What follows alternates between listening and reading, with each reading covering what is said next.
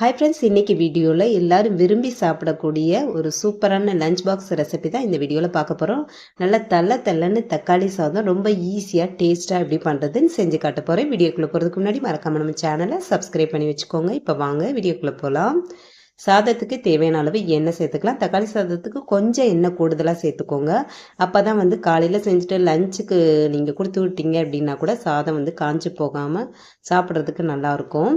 எண்ணெய் நல்லா சூடானது ஒரு சின்ன துண்டு பட்டையும் ஒரு பிரிஞ்சி இலை சேர்த்துருக்கேன். இது வந்து நல்லா பொரிஞ்சதும் ஒரு பெரிய சைஸ் வெங்காயத்தை நைஸாக கட் பண்ணிவிட்டு சேர்த்து வதக்கிக்கலாம். வெங்காயம் சீக்கிரம் வதங்கிறதுக்காக கொஞ்சம் உப்பு சேர்த்து வதக்கிக்கிறேன். இந்தளவு வெங்காயம் வதங்கினது 2 பச்சை மிளகாய் லைட்டாக கட் பண்ணிட்டு சேர்த்துக்கிறேன். இது கூடவே பெரிய சைஸ் தக்காளி 3 தக்காளி சேர்த்துருக்கேன். அரிசி வந்து 1 கிளாஸ் அரிசி எடுத்திருந்தேன். அதுக்கு பெரிய வெங்காயம் 1 வெங்காயமும் நல்லா பெரிய சைஸ் தக்காளி 3 தக்காளியும் எடுத்தீங்க அப்படின்னா அளவு கரெக்டாக இருக்கும். தக்காளி வந்து நல்லா பழுத்த தக்காளியாக எடுத்துக்கோங்க. அப்போ தான் தக்காளி சாதம் நல்லாயிருக்கும் சாப்பிட்றதுக்கு. பிரியாணிக்கு இந்த தக்காளி சாதத்துக்கு இதுக்கெல்லாம் வெங்காயம் தக்காளி எந்த அளவு வதக்குறோமோ அந்த அளவு டேஸ்ட் நல்லா வரும். அதனால நல்லா குலைவாக வேகிற அளவுக்கு அந்த தக்காளியே வந்து தெரியக்கூடாது, அந்த அளவுக்கு நல்லா வதக்கி எடுத்துக்கோங்க. இப்போ வந்து 1/2 ஸ்பூன் மல்லித்தூளும் 1 ஸ்பூன் இஞ்சி பூண்டு பேஸ்ட்டும் சேர்த்துட்டு இதையும் அந்த எண்ணெயிலேயே சேர்த்து நல்லா பச்சை ஸ்மெல் போகிற அளவுக்கு நல்லா வதக்கி எடுத்துக்கலாம்.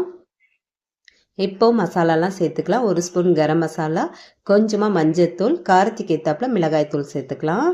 நான் வந்து கொஞ்சம் காரம் கம்மியாக தான் சேர்த்துருக்கேன். இதையும் லைட்டாக வதக்கிக்கலாம். இப்போ வந்து தண்ணி சேர்த்துக்கலாம்.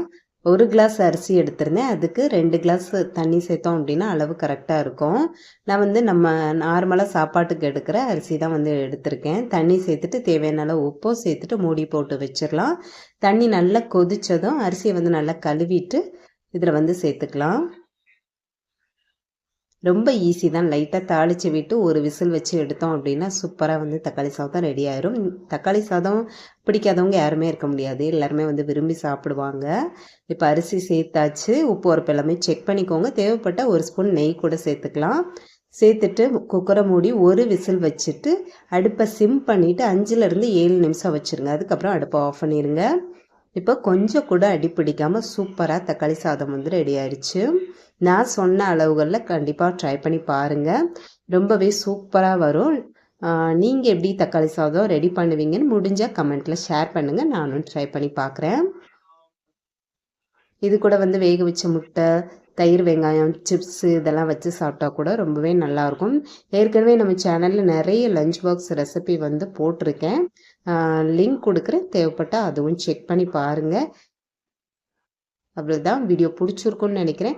பிடிச்சிருந்தா லைக் பண்ணுங்கள். மறக்காமல் நம்ம சேனலை சப்ஸ்கிரைப் பண்ணி வச்சுக்கோங்க. Bye friends.